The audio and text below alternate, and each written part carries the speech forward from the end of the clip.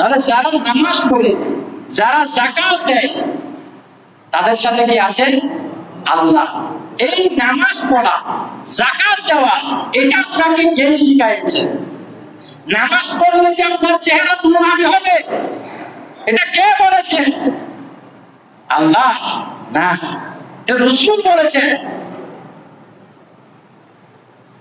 যাকাত দিলে আল্লাহ আপনার সাথে থাকবে, এটা কে বলেছে? নবী বলেছে। একে রোজে মুমিনों तुम्हें मरना जरूर है, पढ़ते रहूं नमाज़े कौले रसूल है। सुबहानाल्लाह। নামাজ পড়ার জন্য কে বলেছেন? নবী।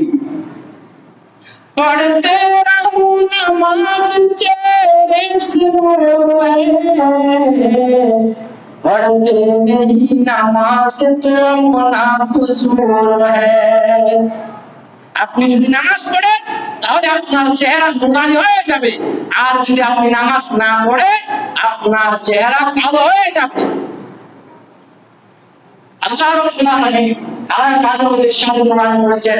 ওই কিয়ামতের ময়দানে কতগুলি চেহারা হাসহাস প্রশ্বাস হবে, নুরানি হবে, হাসিময় হবে, যারা দুনিয়ার মধ্যে নামাজ পড়েছিল।